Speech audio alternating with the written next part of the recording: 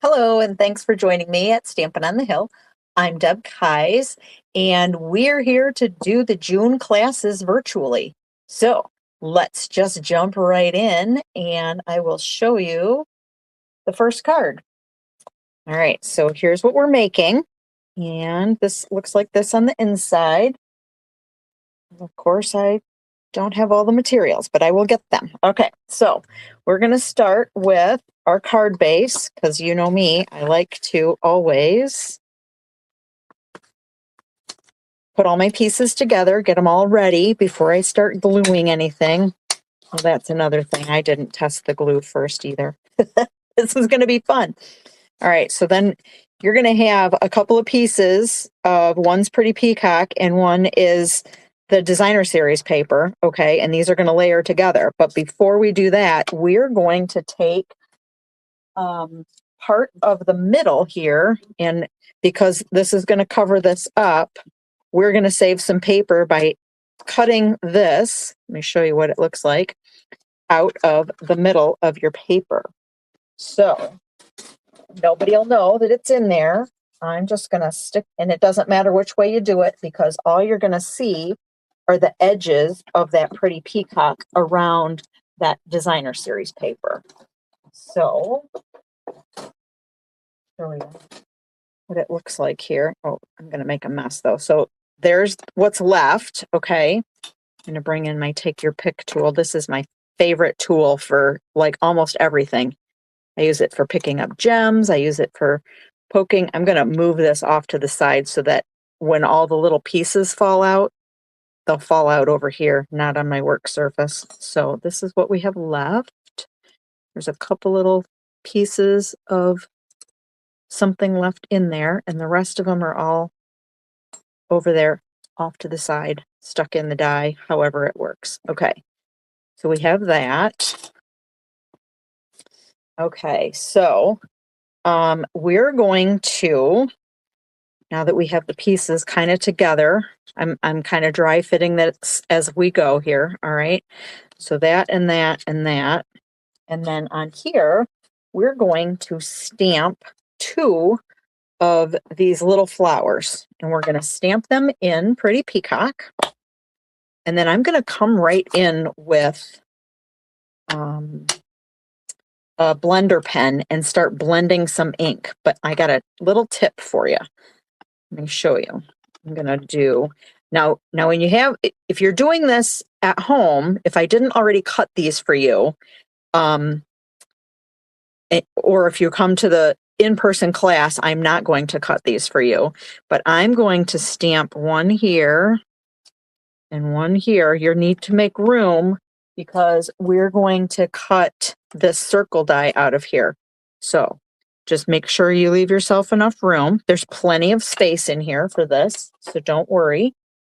And then what I'm going to do is I started to try to blend like right away, but there wasn't a lot of color left. So what I did was I used the little corner of my block and I just kind of got a little ink on just the corner, and then I can swirl it around so that it's not so concentrated, because if it's too concentrated, it's just going to cut all of the lines right out, right? So let's do this. And I'm kind of trying to do this in a hurry, but I don't want to skip a step. So I don't want you to feel like you didn't get the whole idea here. So I'm using just this blender pen, so you don't have to have any special tools. And you can tell that I'm trying to leave some white because I feel like it's more natural if it's not just one solid color. And I'm starting on like the lines that are already here just to kind of give me an idea of what the concentration of ink is, and that way I can spread it out just a little bit more to make it a little bit more natural looking. So if I start on a line, I can see how dark it is and then lightly color out from that line. this one's gonna be a little bit lighter because I didn't pick up any more ink. And then let's see what this one looks like. A little bit lighter yet. I could probably pick up a little bit more. And then, you know, shadowing or shading, they call it, I guess, is not a bad thing to try to do here either, where you're making like one side darker than the other. Okay, now I'm going to grab, this is just a piece of paper that I was using to try to pull all the ink, this blue ink, Pretty Peacock ink, off of my my pen. And then I'm going to take this off of there too, because otherwise I'm going to stick my hand in it. And I'm going to grab my chamois and wipe that off. I might as well clean that while I'm doing it too. And grab my piece that I did the inside. Let's see, the inside of mine has a little, and I didn't bother to color that one, but we might as well color. I mean, we're not going to color it on this one either, but I want to stamp it while I have the stamp and the ink out. So, and I didn't put mine all the way on either. I like it when things are not so perfect because then it looks a little bit more natural. All right, so we are also going to, let's see, we're going to cut this out, and we're going to cut one of these out. And of course, I have to look for some washi tape or something to hold this down. I'm going to tape this one down. There's only one of these dies, so you're going to have to run it through twice. And I'm going to cut this without anything on it, okay? So we're just going to run those through.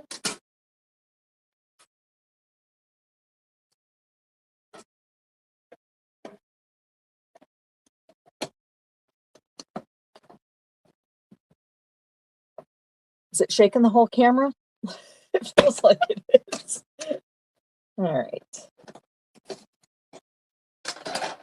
So then we've got this. So this was from the Stitched Shapes, but you can use any circle, okay? Or I may, there's a technique here, and I'm still wavering on whether or not I should do all of the cutting for you or and the embossing for you. So I'm going to try it this way and see what it's like, and then I will determine whether or not I did it for you. This does not have to be embossed, so maybe that's what I'll just choose to do, is not emboss it. I'll cut it out for you. Yeah, that sounds like, as I'm making the videos, of course they're all pre-recorded, but as I'm making the videos, I'm also like double checking my instructions to make sure that I didn't miss a step, or, you know, like I forgot to actually cut out the piece of, for the inside, that little piece for the inside. I forgot to cut that out. So I'm kind of double checking my own work here as we're doing this, but all right. So I'm going to use the words "happy for you." So I have them on one side of my block here, and then I have, well, that's for a different card. Anyway, I have that on the other side of my block. I use both sides. All right, so here's the technique that I thought. I'm not sure how we're going to do this yet. So as far as going through the mail, I think you may end up not doing the embossing, because if you're going to emboss this, you need to stamp first and then emboss it. And I'll show you why. So this is going to stamp nice and flat here, okay? And then if we emboss it, then I forgot to color those other things. We'll get back to that. I was trying to use the blue ink first, I think, and that's where it got me stuck. So we can figure out where on here we want this to be. We don't have to have it anywhere particularly, really. I'm just going to stick it in the corner here. Make sure that you don't end up like on a total edge, or else you'll end up with a white line instead of, oops. So when we're embossing, we're using the platform. Number one, we're putting our paper inside the 3D folder, okay, and that goes on right directly on there, and then we put plate number 4 on it, okay, which is different than when we're cutting. The sandwich is different. You want to make sure that you put your, now that I've got it going, I remember to tell you, make sure that as you're embossing, as you run it through your machine, your folded side goes through the machine first, okay? That'll help protect the folder from breaking at the seam. All right. All right. So can you see how that if we had run it through the embossing folder first and then tried to stamp on it, the stamp wouldn't actually get all the way onto all of the pieces. So that's why I think I'm not going to emboss that for you. While I have the ink out though, I'm also going to do a little bit of, we'll just do same thing here with the fresh freesia. And I did just little bits. We can use the same tip because we washed it off on that piece of paper. All right, and I'm just adding a little bit down here at the bottom just to kind of shade it a little bit. I'm going to go back. I'm putting it like the highest concentration down here at the bottom. I think I'm going to keep going because it still seems pretty thick on there. Dark, I should say. And then I'm going to go back and blend it in just a bit. But I'm only putting it on the bottoms of the little bells. I call them bells because that's what they look like, right? Look like little bells. And a couple more. Oh, see, that's a good concentration right there. I wonder if I can get that to work again. Of course not. All right. If you'd go over the clear liquid that's in these pens is really cool, but if you go over the same spot too many times, you're going to rip it, your paper. So, be intentional. Just add little bits of color in little places with this. Okay. All right. So once we have that done, then we can start assembling. Let me look for my gems because we're going to need those. All right. So I'm going to start assembling. And the glue never works. So we're going to I'm going to start with the DSP and line that up, center it on the Pretty Peacock mat. Okay. Isn't that pretty? That's the other side, but I really wanted to use that plaid.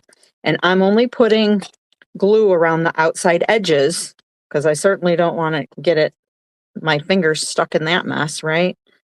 So we will just layer this on here. It should be a narrow fit. If I cut it correctly, it should be a narrow fit. And then we're going to put that on our Coastal Cabana. Again, another narrow fit. My faces or my camera's in the way and I can't get really over the top of it. Okay. I'm going to dry fit this together. So I want my circle to be about here and I want this to go just under it. Okay. So I'm going to just take a little bit of glue. Once I can get it to start coming back out again, I'm going to just sort of spot glue the back of here just a little bit. Here, there, and not everywhere. All right. And then We're going to just sort of tuck that in there like this. Guess that's kind of where I want it. And then we're going to glue. Oh, I forgot about this part. Here's another cute little, I just kind of wanted a little something on the edge of this. So I opened my ink pad, okay, and I just put my finger in the center of the circle and I'm just going to roll it across my ink pad like this, okay? And you can do this as many times as you want to get as much ink on it as you want, but you can kind of see on the edges, you can see it better with a light background behind it, okay? So I kind of just did that. And then we're going to glue it down. And I always use a little bit of extra kind of glue if I've got the embossing going on. So this is going to go about here. I want to make sure that my Happy For You is straight. And then this, I used mini dimensionals, and I just used a couple. I used one on the top and then one on, like one up here and then one right here, okay, behind there. And then I'll do it on both of these. One up here and one down here. You don't have to have glue on every little aspect of these. And then, oops, let me pull these off of here before I glue it because I'll stick my fingers in it. Okay. And then I'm going to glue the bottom just a little bit. Okay. So these are going to go about like one here, glue here, and then it pops up right there. Okay. And then this one is going to be kind of the same, a little over here. So it kind of goes almost all the way up to the top of the circle there. But then we want it to go down. Glue down and popped up there. All right, so then we're going to just use a couple gems. And I used the blue ones. I'm sorry. They're actually pretty peacock, but, you know, they're kind of, according to this, they look blue because, you know, then you just have the green and the clear. And I'm just going to use 3. So it doesn't matter which 3 you use, but I'm just going to use the 3 that I have left in my circle. And I'm going to put one there. And I'm going to put a little one right with it. 1, 2, and then 3 can go up here somewhere. Whoops. There we go. All right. So there's card number 1. Oops, we forgot to put this in. I started making these a little bit smaller. For 2 reasons, actually. The first reason is because I can never think of how much, you know, like what to write. So I figure if it's a smaller writing surface, then I don't have to think for how much, you know, it doesn't look so blank. So it's a smaller surface. If I had a lot to say, I could start over here, right? But anyway, for that and the fact that paper has gotten so much more expensive that I'm now saving a little bit. So another little tip for you. So there we have both of those. All right. And I'm going to clean this mess up a little bit and I will be back in just a minute with the second card.